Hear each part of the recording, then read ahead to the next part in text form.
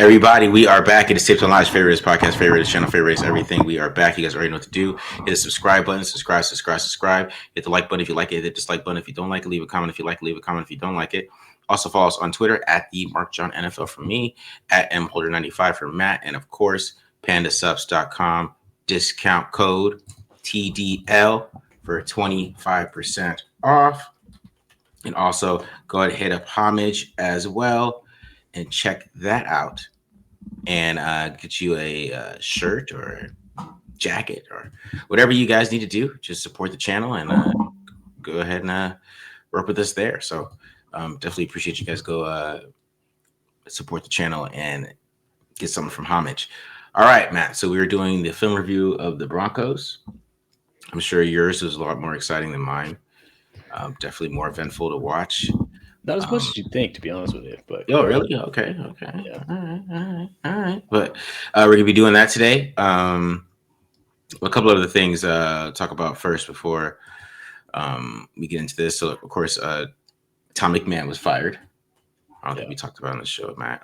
He was fired, let go, and was well deserved, in my opinion. Yeah, I was gonna say it had to be done. Like I was looking it up. Like I don't know how much if people are that into PFF grades. Like they were the lowest PFF graded special teams unit, and I mean I think you look at like the block punts, block field goals. I mean I'm not gonna put Carlson's missed field goals on him, especially the one on Thursday night because that was a chip shot in today's NFL standards.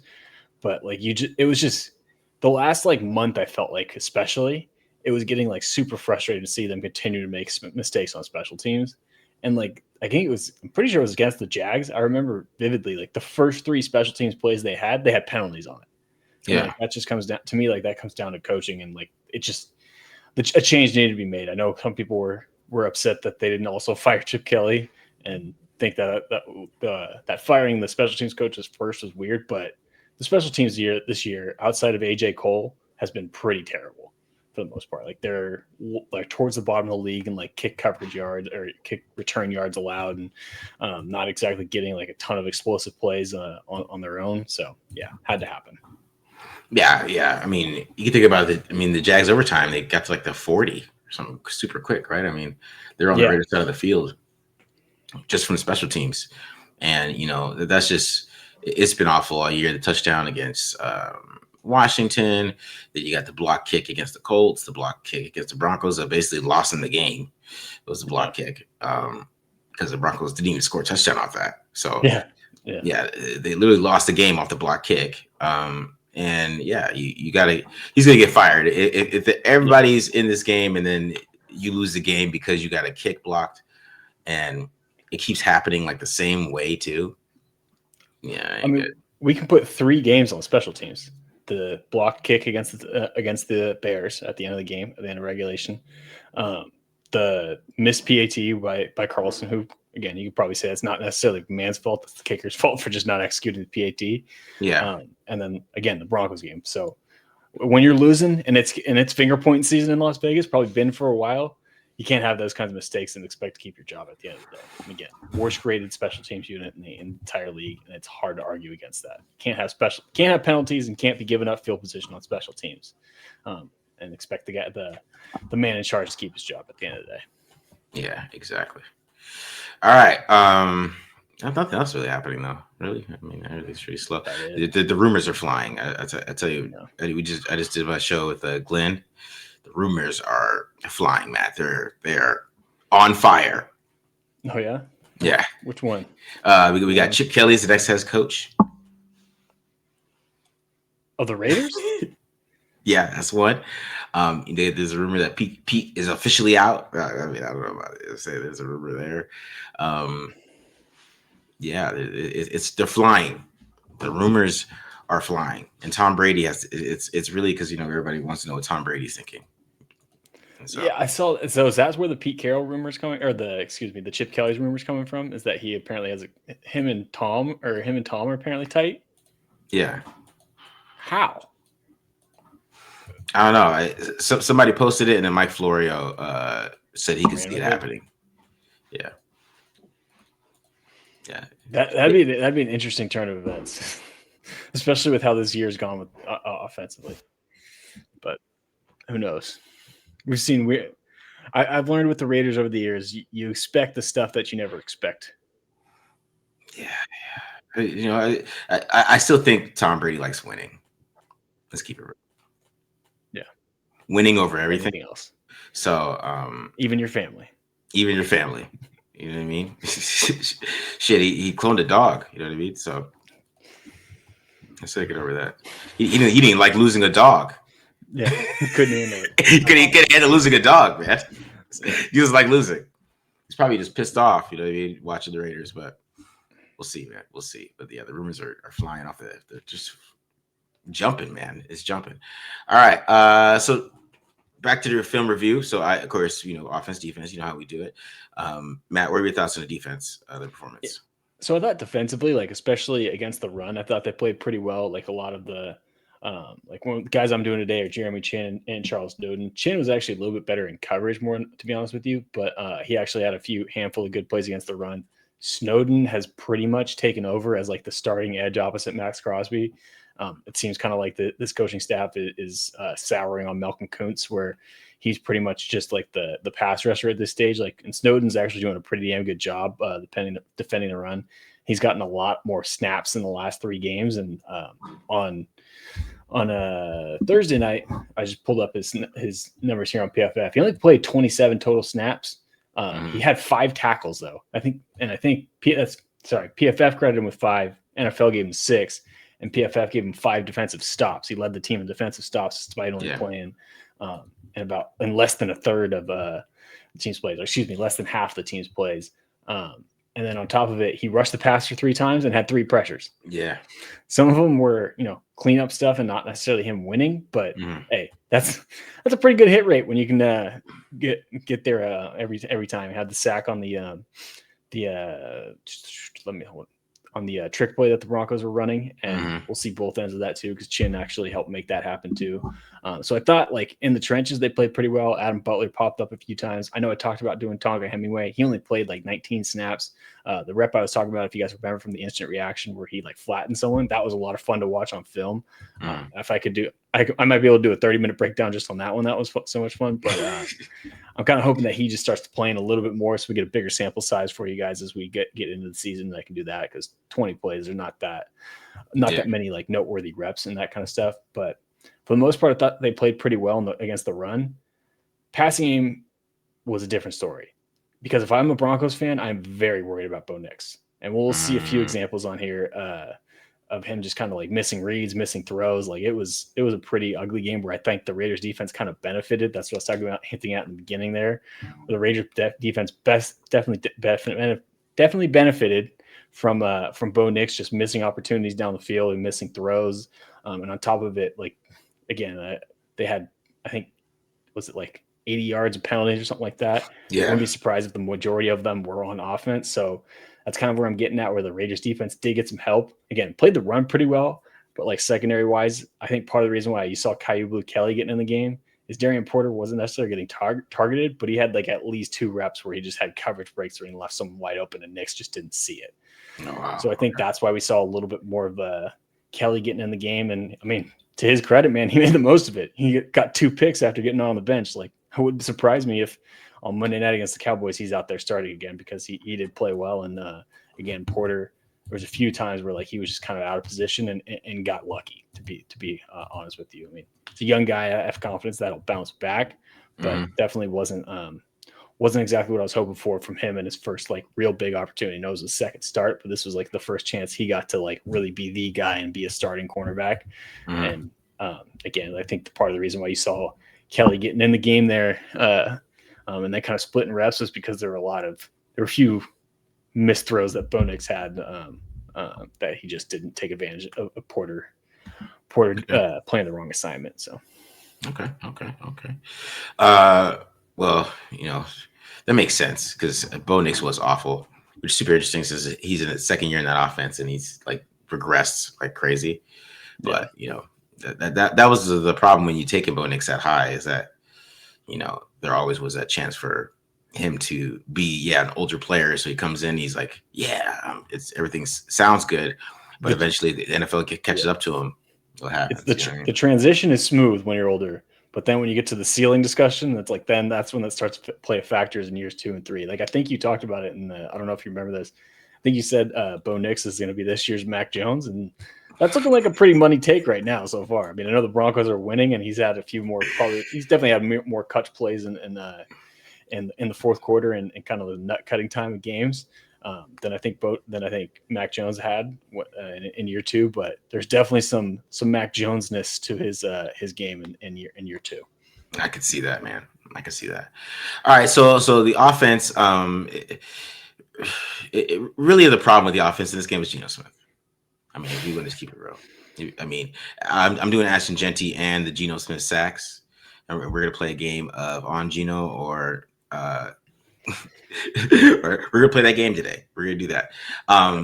Just because, Jeanty, I think what happens with the Raiders and Jeanty is that when Jeanty starts getting going, for some reason they want to pass 5 times after that. And then it feels like he's a runner of rhythm. So you see how the game started. He got a couple of yards. Then he had a really good drive, right? And then he came back the next drive and he got a 10-yard gain. And then he got the 30-yard one, right? And then they had the holding. But then they just stopped running the ball after that. Like, I mean, he's in a rhythm, right? Yeah. I think it's a little bit of an issue. And then they get to a certain spot, and then at the end of the game, they're just trying to force it. So then he ends up with 3.2 yards per carry because he gets out of rhythm a little bit. Offense gets a little bit out of rhythm. And then I think that happens to him a lot when I'm watching him, because it was like there was a point in that game where he was starting to kind of take over the game, right? And you saw that long run, and I think they should have just kept running the ball. I mean, I feel like even after that play came back, you should have ran the ball again. You know what I mean? Yeah. But they were and then Geno next play is Brock Bowers wide open a choice route, and he throws it in the ground with the worst mechanics you could see. He's missing Tyler Lockett wide open on a great route by Lockett. I don't know what the hell. I don't know if he's hurt or something. Was he hurt before the game? Because his mechanics, he won't step into a throw. So that's the problem. If he can't step into a throw, man, I don't think he should be playing, because he can't step into a throw. It's like this weird motion. It's like he goes like this. I'm like, bro, that's not what is that quarterbacks. I don't know. Is that pre-quad injury or man? Yeah. Weird. Remember he did that with a hamstring injury early in the year. I don't know if it's affecting him. He's an older player. He's getting hit a lot. But Matt, I try it every week, and I always tell this to their fans on the stats show that, if he's under 80%, if he's under 90% on short throws, I'm concerned. I feel like most quarterbacks on short throws, 90% accuracy sounds right. Maybe 88, maybe I push it a little bit, maybe 88 is fine. Yeah. He was 79% this week on short throws. That means he was missing. Go ahead. And that's just accuracy, right? That's not just completion percent, on target. An on target incompletion is what you're counting. Yeah, that's rough. Yeah. He was so bad, man. He just missing everything. So, and then he's missing reads, and then he acts like he's still 23 and he can break 5 tackles. Bro, you know what I'm saying? Like Baker Mayfield can do that right now, but if Baker Mayfield tries to do that at your age, it's not gonna work for him the same way. It's not been working well the last few weeks for Baker. So I know. I watched Baker yesterday. He'd be trying to throw people off of it and stuff. Like, Baker, man, throw the ball. But he would get away with it a little bit because he makes crooked decisions, and sometimes he will get rid of it when he needs to. But Geno. This game was on Geno. I mean, Chip Kelly didn't have to call the best game either, but this game was Geno being terrible. I mean, if the Raiders have a halfway decent quarterback, they win this game 17-7. Yeah. It's funny you say that about Jeanty and staying in a rhythm. Sometimes I feel like this season, Chip Kelly just outthinks himself or overthinks it. You know what I mean? Where it's like you're saying, just keep running the ball till they stop it. And I wonder if some part of him is oh, I got to throw it to, keep them honest. It's like, well, your passing game is not really working. So just keep going with what's working until they prove that they can stop it. It's weird to me that a guy that has made his career off of being a great run play designer and all that stuff and a great play caller in that sense, gets away from running the ball so quickly. You know what I mean? They get one negative play and he's all of a sudden out of it. It's just keep pounding the rock, man. At this stage, if you don't pick up if you get in the second and long, you don't pick up and you don't convert, who the fuck cares? You know what I mean? Get your guys some more touches so we can get more comfortable in the league. I don't know. I don't know. And then you're like, well, he touched the ball 23 times, and it's like, yeah, but like, it's like the rhythm. I mean, it gets the offensive line going too. When the offensive line starts pushing people, they get hyped. You know what I mean? Like they start to feel it too, and it gives the offensive line confidence too. That's my thing. All right. Let me do mine first here.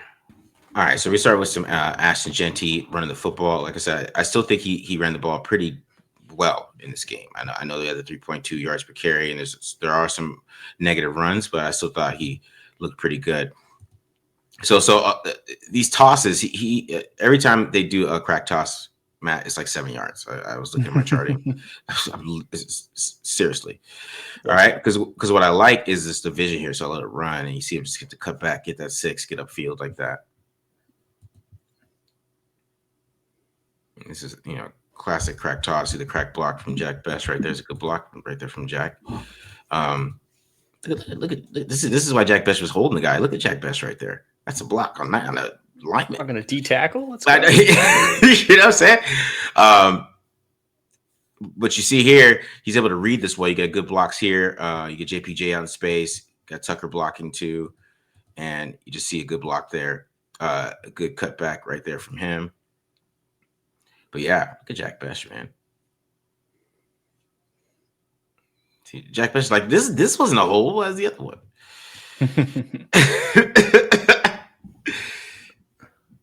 All right, so here's a touchdown run. It's a little long trap on this one. Good block from Michael Mayer there. You can see the power that Jeanty was running with this whole game. So you get a long trap. You're going to get JPJ basically pulling. He's going to take on the defensive end. You're going to see Michael Mayer get upfield here. So basically kind of see the little fake there. And then allows JPJ to get upfield. Great block by JPJ there. And then you see the big hole there right there. Boom. Yeah. And then Hufanga's just good as hell. Go ahead. I was going to say, a nice block by Forsyth on that combo from within the arm.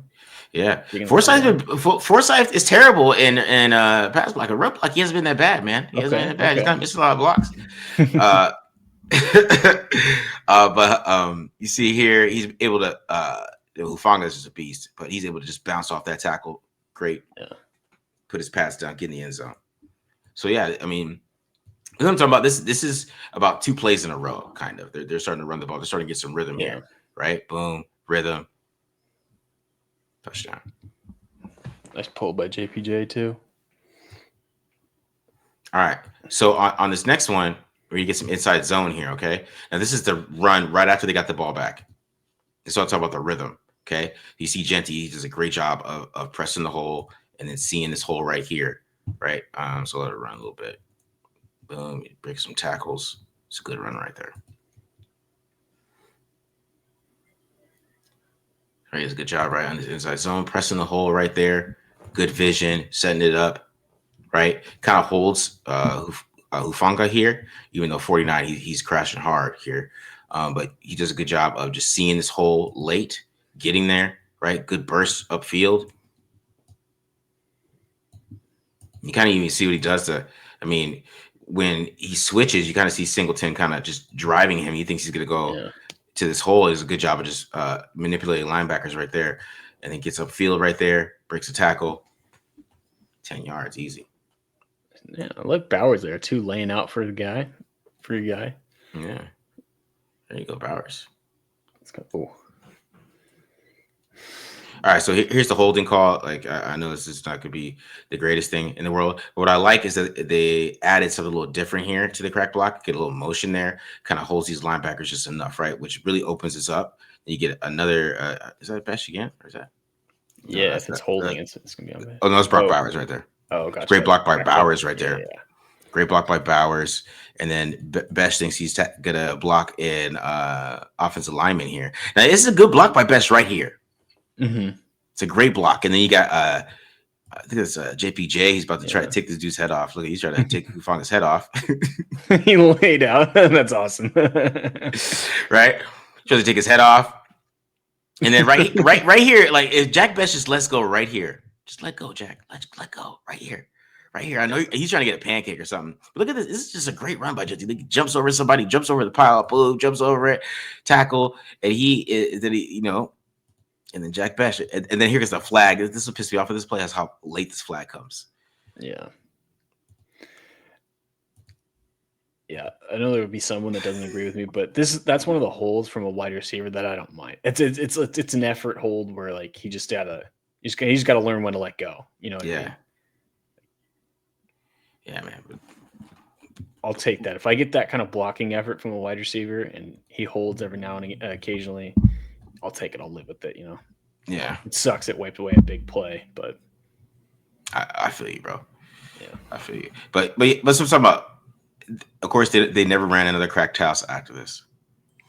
All right, so here we go. After watching it just work like crazy, let's not run it ever again. So here's another one. Now this is some good blocking up front. Get a little bit. We got here a little bit mid zone here on this one. Now, if Putnam makes this block, this might be a better run. You see great block from Meredith there. Very able to flip his hips on this combo block there. Great block. Good block from Forsyth there too. Now, Dante Thornton, you got to do more on this than on Hufanga, but I see it. I see the vision. But the real problem of this is Putnam, because Putnam is just, his feet are totally messed up. He's no way he can make this block with his feet like this. And guess what? What happens? He just gets tossed to the side. And Jeanty was about to hit that hole right there. You see it, see the vision, right? And then, if Hufanga would have tackled him, we'll see. But that's the real reason why this only went for 5 is because Putnam missed that block. But I still like the vision on this one. Yeah, it sucks because I feel like if he bounced it outside of like he made the right read, but I feel like it would have been like results wise, it would have been a bigger play if he just bounced it outside of Hufanga. But yeah, that's true. He made the right read. Putnam's got to make the block. Exactly. All right, next one here. Now this one is just I just like this jump cut, right? I mean, this is him making something out of nothing. I kind of skip past it here. There's a jump cut here, so we're getting some more. It looks like we're getting some duo here, right there, and then Glaze is getting beat, but he's able to make a nice jump cut because you're getting some good blocks there from Kappa, and I believe that is Mayer. Yeah, Michael Mayer, some good blocks there. Boom. Good jump cut there. Now, he's able to get upfield. He gets 4 here, I believe, on this one. So, you know what I'm saying? Like, that's a good run. That's a good, good 4 yards right there. It's a great run.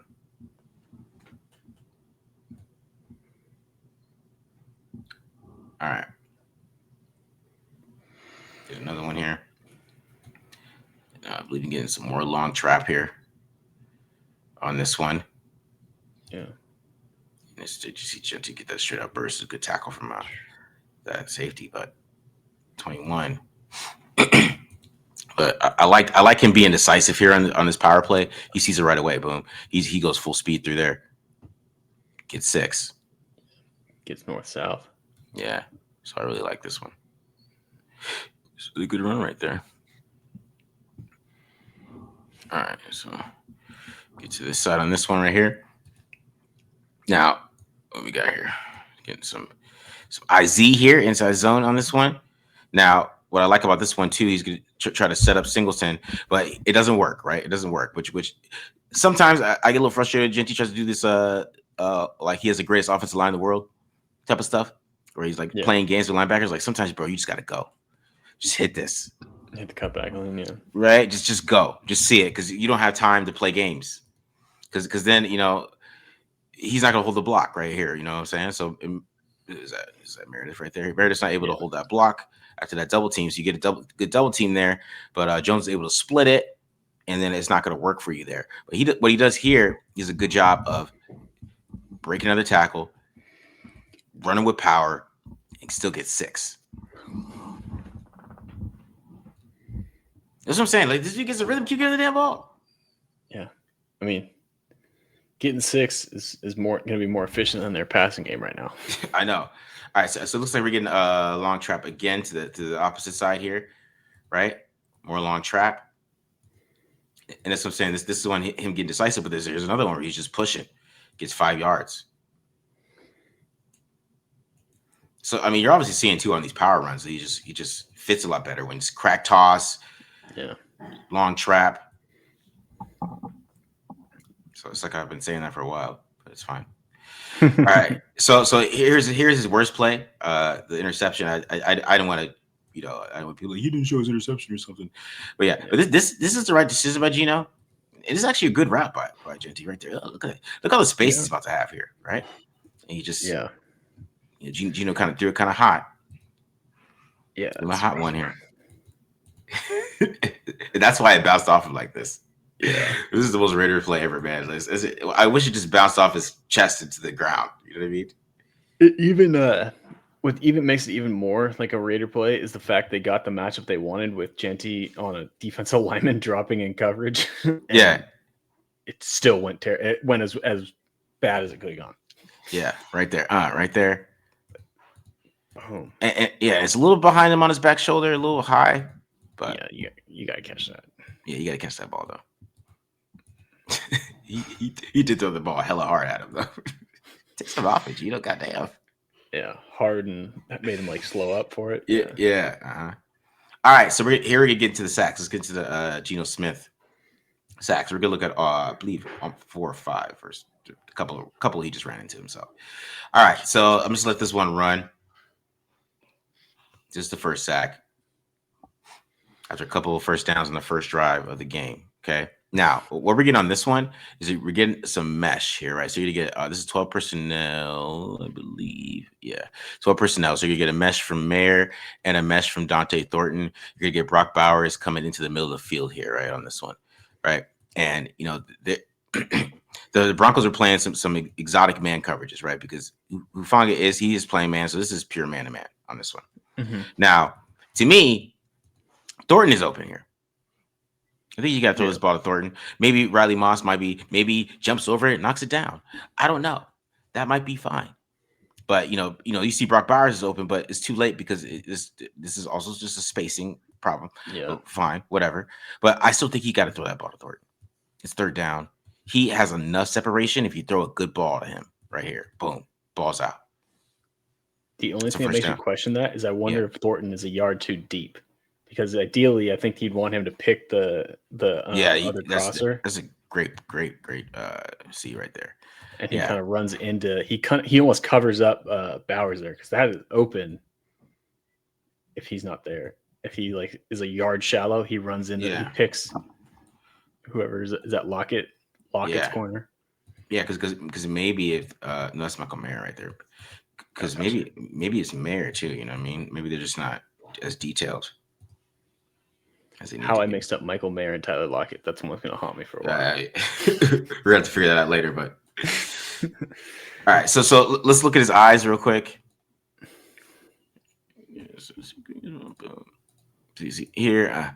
The thing is, Matt, his eyes are looking at Thornton. That's what kind of bothers me about this. So he knows he was supposed to throw Thornton. And I don't know if you got to just throw this ball, man. He has enough. This is NFL. You got to throw it. Put it right in his chest. Said it's a sack. The offensive line held up as long as they could on this one. You know what I mean? Especially when it looks like just from their sets, it looks like they're not necessarily quick game, but they're not expecting him to hold on to the ball for 3 seconds, Yeah. I don't know. Let's see. I feel like it's 1001, 1002, 3. Ball got out. Yeah, the ball's. As soon as he hits the back of his drop, the ball should have been out. All right, so here's one. I can't get an end zone view because NFL Pro sucks, but that's fine. But on this one, there really wasn't anything open on this one. I can't blame him on this. For to me, it's not. This one was just a pure sack. This is DJ Glaze getting his ass kicked by Nick Benito, getting under there really quickly. Now you could make the case that he could feel it. He could just throw it to Jeanty because this guy's running, and maybe Jeanty can run for a first down. You can make the case for that because what's going to happen here? You're going to watch it. Since I can't get an end zone view here. I mean, you're getting a spot concept, so you're gonna get Tucker here, and then you get the corner route from Bowers. But you see him; he just wants to throw this ball to Tyler Lockett so bad that he gets to Lockett here, and then he wouldn't be able to get to Lockett. So that's why when it's a spot concept to me, if it's this is a 3-level concept and you're supposed to sit to the side, there's no reason to come backside. You just throw this ball to damn Jeanty. Just get to Jeanty. Yeah, right away. It's a 3-level concept. It's spot, bro. You got to throw the Jeanty here. So, but still you get a sack. Especially with them in man, because you get the natural pick like you're talking about. Yeah, right. And he has an angle, and just the angle of Singleton's running in. I think Jeanty makes him miss. You know what I mean? Yeah. So yeah. All right. So here is the fourth down play, the 4th and 5 here. Now this is gonna be a choice route, so I'll just let this run. It's supposed to go to Bowers. This play is supposed to go to Bowers. It's designed for Bowers. But like I said, he was playing like he wanted to get Tyler Lockett paid. So you see Tyler Lockett. They ran this play earlier. This is the play they got the first down on Tyler Lockett earlier in the game, which was supposed to go to Brock Bowers too, who was wide open with tons of space. But fine, whatever. And you can see it here. Okay, so I'll stop it here. Now we'll get to the backside here on this one. So Brock Bowers is gonna win this route outside. But the thing is Geno Smith, he's not even usually trying to go there. And since the play is kind of designed for him to go over here, he's gonna have to reset his feet and try to throw this ball. Now I still think he could have got this ball off. We're gonna see it backside, but like if he was just gonna throw this ball to Bowers, it's like maybe he could outrun Hufanga just for enough where he can get this ball to Bowers if he just outran him enough, right? Like just try to get the ball to him. But he's trying to go to the third read. This will piss me off this play. I'm sorry to take a little too long, guys, but that's the third read. This is the third read on this play. Yeah. 1, 2, 3. And I feel like he determined it pre-snap because he saw the double mug look and thought the cross would be open, and then they dropped. Yeah, and he would have had to throw over it basically. Yeah, and you kind of can see here, like he thinks, I don't know, maybe he didn't think the 0 was gonna be there, but to me, when you already have this, like just put some touch on it, bro, and throw it. But I guess he was just gonna throw this right here. I'm guessing. And like and then Moser, and then this whole situation with the line where Moser blocks the wrong guy. Yeah. Yeah, it's just bad. I don't know what Moser was really doing here. I mean, he should have been eyeing Hufanga from the jump, in my opinion. Like this is not even about sets. This, to me, is just natural football. Like you see the guy on the line, bro. You like eye him, right? And maybe nobody pointed him out for him. I don't know, because you kind of could see, Parham pointed out. Maybe nobody is directing him to where to go. Maybe Geno could have pointed it out to him, but it's sad. Yeah. I mean, he's got to know where to insert in the protection scheme. Yeah, exactly. All right, so here's another one here. This one is weird because Ted Gwynn pointed this out, how this is like a sticks play action concept. Never seen this before. I don't think that's weird. He swears somebody run the wrong route, but I don't know, Ted. I don't know. I think you're giving Chip too much credit here because we're gonna see this at the backside, which is you probably already see it. But to me, just throw the ball to Brock, man. It's like first down.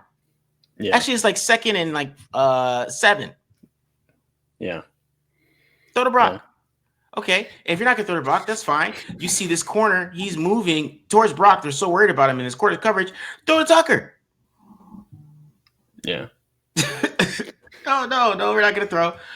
We're gonna get Chase because Chip Kelly had this smart idea, which he just needs to get rid of this out of his playbook, of this play action stick concept, where when you're playing Nick Benito and Jonathan Cooper, you're gonna have your running back block one of those guys one-on-one.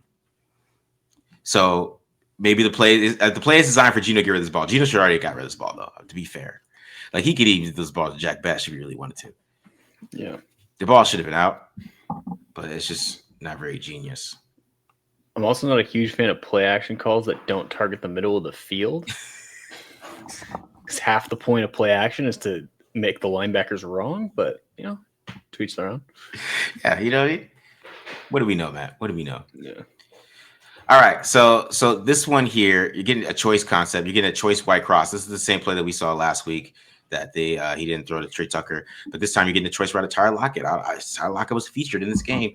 I don't know why, but in my opinion, Geno could have got this ball to him though. We're gonna see it here. Geno kind of flinches early here. Boom! If he just steps on his back foot, he throws it on time here. Tyler Lockett actually does a great job. To be fair, Tyler Lockett actually did look pretty good in this game. I keep it fair, but if Geno just throws it to him, boom, first down, Raiders. Okay, but no, instead Geno wants to run around in a circle. Also, we talked about this crosser play. Trey Tucker's open every single time because he also on this play could have stepped up. You'll see it and just hit Trey Tucker right here, boom. because this linebacker has terrible leverage on it, but that's fine. There's two guys open. And you see it from this side here too. What I mean, I think PFF gave DJ Glaze a pressure on this one because I was trying to figure that out. But you see right here, right, there could be pressure. But in my opinion, Geno still has a chance to step up and throw it. He should have threw the ball to Lockett already anyways. Okay. In this play. Now, when you watch right here, you're going to watch Will Putnam get tossed like a baby doll. And, Tucker is what I'm saying. Like, if he just steps up, he throws the ball to Tucker on time, too. You see right here, Tucker's coming across the screen, steps up, throws to him. That could have been a big play, but instead, we're just throwing it to Jeanty, and Jeanty fumbles and gives himself a 24 passing PFF grade officially. All right. So, another one here. Now, this one isn't as much as guys not being open. Of course, once again, we're doing a choice route with Tyler Lockett out of it. That's fine, though. But Geno kind of just bails on this one for no reason. And I get it. Like, nobody's open, but I feel like you just throw it to Jeanty. If, like, nobody's open, like, make these guys tackle Jeanty in space. It looks like they're playing, they're in quarters here. Make them tackle Jeanty in space, one-on-one. If he does, he does. But, yeah. So you guys are kind of getting the point here. This is just there's nobody around you. Yeah, a lot of holding on to the ball, and then a lot of panicking too. Yeah, bro. All right, this one I posted on Twitter. People said I was wrong on this one, but we'll see. We'll see it. Which I understand. I understand some points of view of this because you're getting the mesh concept again here. Okay, now as you can see, Will Putnam's on the ground. Okay. Will Putnam's on the ground here. He's on the ground. Now, the thing is, Geno runs into the sack, though. Okay? I mean, there's different things you can do because Jack Best runs a pretty good route here. He gets right into there, gets a little physical with Moss, and he's wide open. Look, he's just running. But Geno already has his head down. Like, I don't know. Like, I just feel like there's just quarterbacks who get this pass off to Best and get hit here. Right? Yeah. Instead of just running into a sack. And at the least, like, bail out of the pocket. You know what I mean? Like, Bonito doesn't have good edge contain here when he spins inside. Like, if you're going to escape and roll right. Yeah. Not you know what I mean? Run into Bonito. Yeah, right here. Like, because that's what I'm saying. Like, because even you see Besh is open. Like if you want to step up and just take this hit or something and get it to him, make a play, you can like step or like in here. I don't know. Obviously, I feel like that ball could have got out. You didn't have to have the perfect mechanics. If you miss it, that's fine, but it's better than a sack. You know what I mean? Yeah. Maybe he makes a catch. He has a first down. Maybe he makes a good catch on the path. I don't know. Man. Yeah. I don't know. I'm with you. All right. So, yeah, go ahead. I was going to say, I'd like to see him get depth too, because I don't mind third downs. Third down sack for a loss of 1 yard versus 10 yards makes no difference to me. Yeah, difference. Exactly. All right. So on this one, you're getting 9-8-9, which they ran a couple times here. Now, Geno, of course, as you see here, Zach Allen is kicking somebody else's ass. I think that's not Zach Allen, it's somebody else. It's Will Kappa. You got Will Kappa. This guy's in there. That's fine. He's getting his ass kicked. Now, you get a chip block from Michael Mayer. Michael Mayer is just throw the ball to Michael Mayer. That's what he's there for. Right? Yeah. And this is in field goal range. This is late in the game. It's 7-7. Get the ball to Michael Mayer. These guys got to tackle Michael Mayer. Who knows? Michael Mayer might get this first down. Yeah. Or Mostert might get it. Yeah. Either one of them. And instead, we're going to see it at the back end. Instead here, we're going to see him, instead of just getting rid of this football, they're both out. He's already out of his route. They're both into it. They're both looking like he's going to try to break the tackle. Look at him. Like, all right. I knew I was going a little long there, but yeah, that's what was happening in this game. So it was frustrating to watch, man. It was frustrating as hell. And Jeanty was playing pretty well, and it was just Geno just being bad, man. Yeah, no, I hear you. I mean, that's frustrating to watch just secondhand and seeing you break it down. I can only imagine. So. Although I will say one of my takeaways from watching that is I don't know what the hell they're going to do at guard. Moving forward, man. JPJ's on IR, probably done for the year. Hopefully Parham can come back. But Putnam and Kappa, good God. Putnam had a 28% pressure rate, 29 on my charting, Matt. Yeah, didn't he have like a 0 pass blocking grade or something like that? He only played 20 snaps or some shit. Yeah, he had like 4 pressures. All right, man. All right. Let's get the defense. All right, let's get some positivity going. I'm gonna start here with a play from a nice play from Jeremy Chinn and a nice one from Jonah Luwalu. You're gonna see the Broncos here, almost said Chargers. Looks like they're gonna run like a little power lead here with the fullback kicking out Snowden. We'll see this play example, not this play specifically, but the same play call. And then the guard pulling. And I will say the front side defenders, this is what I was talking about against the run. Front side defenders do a pretty good job. You see Booker here taking on the double team and just kind of parking himself in his gap. Crosby getting some penetration with his patented little arm over swim move. And then, Charles Snowden does a pretty good job of creating a stalemate with the back. Roberts does a good job taking on the puller. So then Dobbins is going to bounce it backside. And what you'll notice is our two main focuses here, Lalu and Chinn, do great jobs just beating their block. Like you'll see Lalu. I mean, that's a beautiful shed. Yeah, it's against Garrett Bowles too. I know. Nice stack and shed. Go force Dobbins to bounce it out even further and gets a hand on him. And then same thing here with Chinn against Cortland Sutton. Gets his hands up, takes on the block. Great job setting the edge, especially as a safety. I love this. Yeah, like this too. Like we'll see this from Snowden later. One arm's longer than two. It's a great way to leverage. This is perfect setting the edge. If Dobbins wants to bounce out, which he tries to do, now I'm going to put a spot to go hop outside and go make the tackle. And those two end up combining for, I think there's a tackle for like 3 yards. Yeah, 3-yard gain. We'll take that every time. This next one looks like they're probably playing a little 2-man, maybe a little cover 4 or cover 2 here. So he's going to be at the high safety spot. We'll say this is probably one of the least impressive clips from Chinn. But what I do like is providing some run support from that 2-high alignment. Again, I think who is this that actually makes the tackle? Is that Roberts or is it Devin White? Devin White misses. Yeah, should have known. Landon Roberts ends up making a nice play in pursuit. But again, Chinn, I like this from a 2-high spot, coming in and getting involved in the run support. 6-yard gain, but again, when you're playing from a deep safety spot, we'll take that. See him come in the picture there late. Just come up and provide some run support. Yeah, for sure. All right, give me another one that's a nice team effort. Again, not anything that's like game changing. Yeah. But what I like about this is when you see, is that Tonka? Is this the play I was talking about? Oh, there we go. Yeah, here's the play from Tonka. This is one I was talking about in the beginning. This is a fire me up type of rep from Tonka. Great pad level, gets his hands up. I mean, you'll see like reset the line of scrimmage. Who's that? Is that the center? Yeah, the center comes to try and help. Doesn't matter. I mean, that's plugging up a gap. And he folds this dude, puts him on the ground. Hell yeah, Tonka. Get in there, Rook. Make some plays.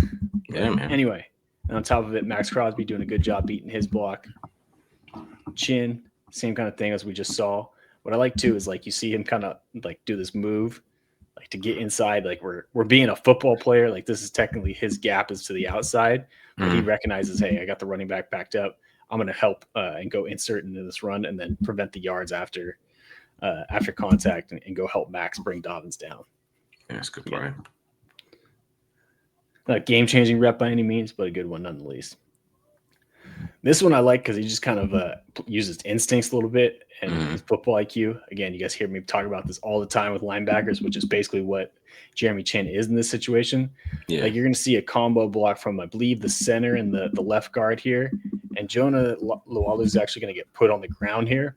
He does a decent job of just going down because what that does is that muddies the path for the guard. Like you see, he has to hop over Jonah. What I like from Chinn that he does is he's recognized that you'll see him start to creep. Sorry about that. You'll see him start to creep down. And then once this running back commits, then he attacks his gap.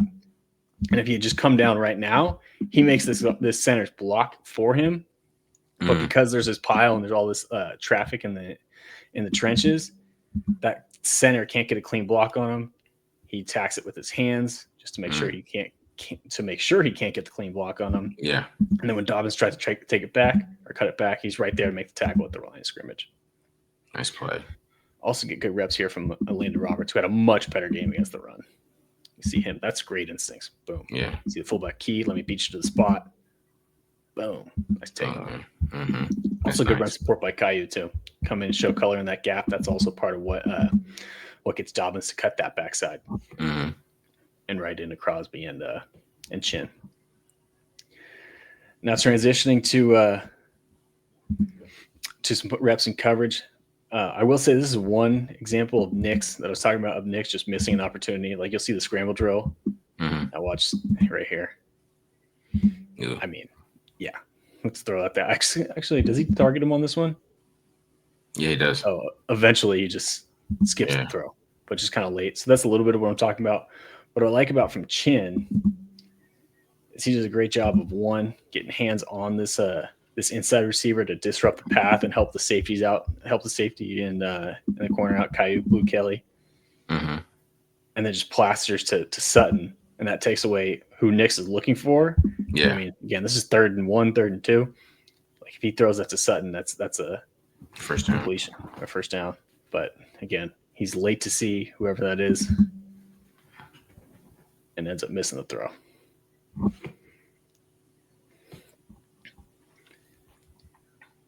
see which one we got here. This is really more how Chinn made most of his money on Thursday night. He played the screens really well.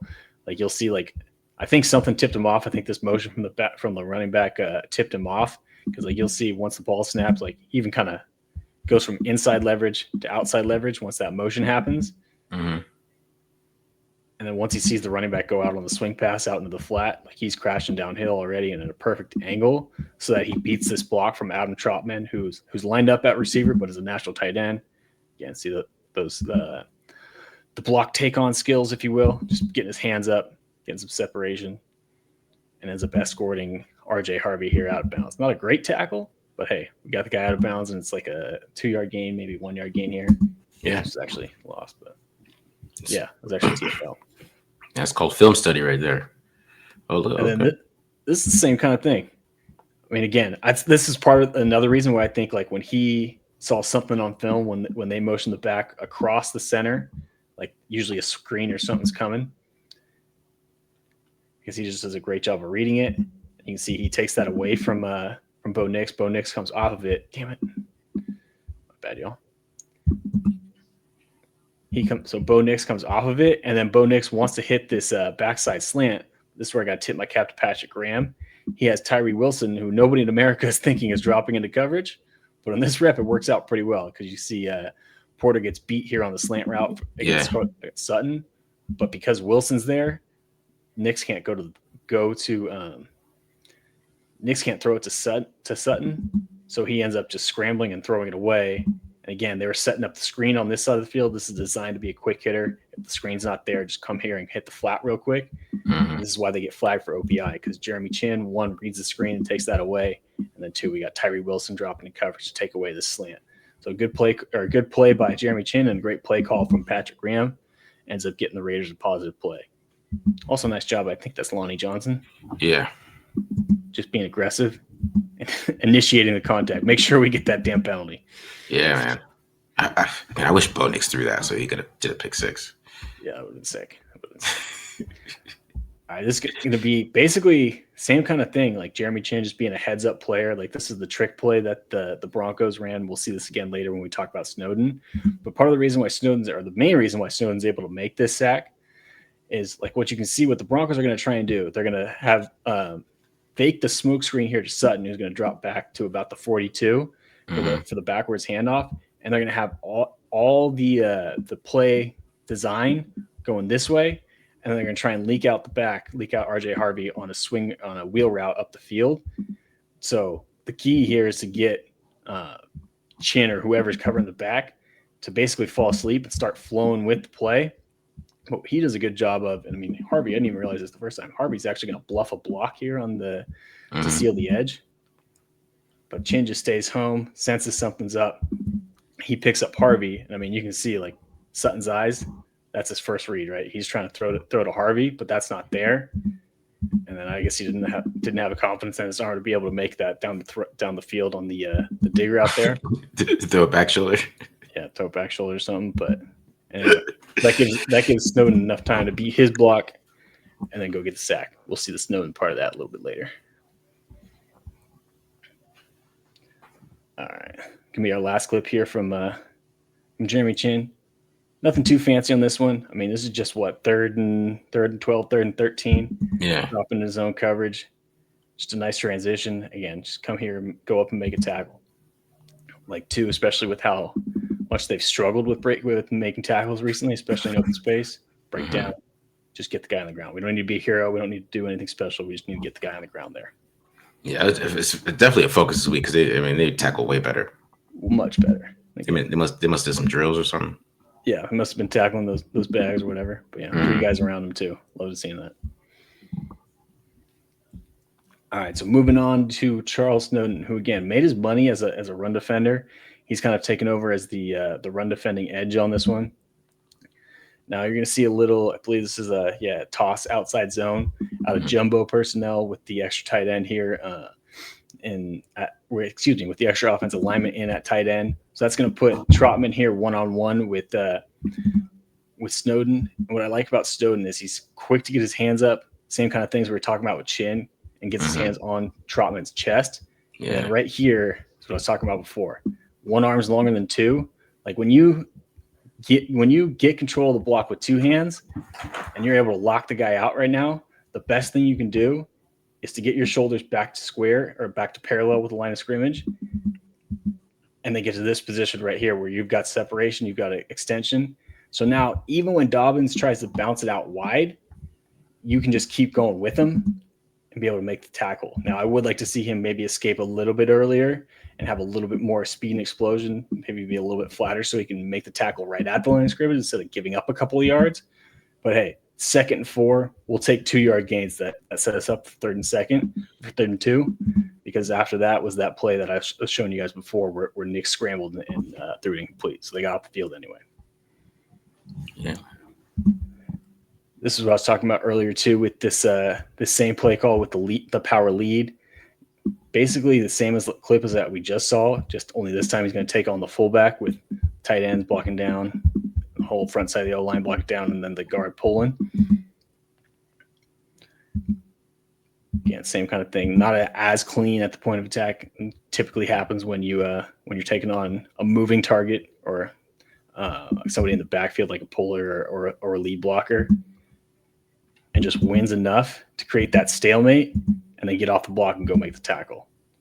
Also, I think it's a pretty damn good rep from Crosby here. Going to beat Mercedes Lewis with that spin move, create some havoc in the backfield. You'll see he picks the puller here, which is going to make Robert's job easier. He's going to come underneath the puller, and then Stone's right there to get back in his gap and end up making a tackle. It's impressive, man. You had a pretty damn good game. Yeah, for sure. I mean, I think he's kind of he's the 1st and 2nd down edge right now over Coons for sure. At least the last 3 weeks, and he hasn't done anything to hurt himself as far as playing time goes. But all right, get a little read option this time. Broncos were having trouble blocking him, so they figured they'll just leave him unblocked this time. And what I like about this is he plays the option perfectly, where he recognizes that he's unblocked. Like you'll see, this is the line of scrimmage. We have luckily it's on I think like the 25 here, so we have the line to have a real test from it. Test to see how well he does, like as far as like staying or not flying too far up the field. Like you'll see, recognize he's unblocked. I'm gonna take 1 step up, and then I'm gonna start squeezing and working laterally. And I also like you see he's got his shoulders up and not quite square, but pretty much parallel with the line of scrimmage. So that tells Nix I got to give the ball to the running back. So right now Snowden's influencing the quarterback's decision, and on top of it, because Thomas Booker does a great job of just beating this guard and resetting the line of scrimmage on the front side. You'll see that forces Harvey to kind of tiptoe. Mm-hmm. Trips up the center here a little bit too. And that gives Snowden more than enough time to be able to come down and come off the heel line or the butts of the offensive line, and then go make the tackle. Also, nice job by Crosby here, beating his block inside and factoring into the play. There you go. That's a nice play by Crosby too. Yeah. Like I said, Broncos had a tough time getting anything going on in the ground game. Now, this first clip here, another example of Nick's kind of just screwing himself and screwing the team. The only reason why Snowden does get a pressure here is because Bo Nix decides to bail out of a clean pocket. Yeah. But for no reason, just throw the damn ball to him. Like what the hell? The end zone view is even worse for Bo Nix. Again, if I'm a Broncos fan, I'm a little worried with what I'm seeing. But what I do like from Snowden is like he's got to fight through the chip a little bit here, and one to just pick up on. Oh shit, I don't even have to attack the tackle. I can just go get him right now to make that adjustment on the fly. Like you'll see this, we'll see it a little bit better from the end zone view. But you can see like he gets his hand up, and he just gets enough of that ball. Like you'll see it like right. Mm-hmm. Now you see the spin start to change and it start to duck. Yeah. And that makes it harder to catch and ends up being the drop. Get a better view of that here. Again, yeah. What is he doing? This is about as clean of a pocket as you can get, Bo. What are you doing, dude? But anyway, back to Snowden. Let's see if I can time this up perfectly. There we go. You'll see right about here. You see, there's his hand, there's the ball. Got his hand on and then it just kind of ducks. Like you'll see right about here. You can even see it in that replay where it just starts spinning funky. Mm-hmm. And again, he got credit for a PD, a pass defense in this game, and this was it. And also, I think that changed the trajectory. Like I think this is on target if he doesn't make contact. It made it go a little wide too. So yeah, definitely a drop, but one that I think was influenced by Snowden. This is that trick play that we saw earlier. The biggest thing I liked about Snowden is he does a great job of running the hoop, but I also going up against Mercedes Lewis, who's 41 years old and has made a career being out of a blocking tight end and a 20-year career at that. What I like that he does is like we see that same thing when he was setting the edge, like originally attacks the other tight end, recognizes he's not blocking him, and then you see that long arm again. Yeah. And that's what prevents Mercedes Lewis from being able to get this block. Because this is basically just a run block from Mercedes Lewis where he wants to get close and basically legally hold the hell out of him and just grab onto his chest. But because Snowden gets his hands up and uses that long arm, he keeps Mercedes Lewis away from his body. And I mean, he like Snowden's 6'7". I don't know what his arm length is, but he's a long dude. Yeah. And like you can see, like Mercedes Lewis can't get a hold of anything.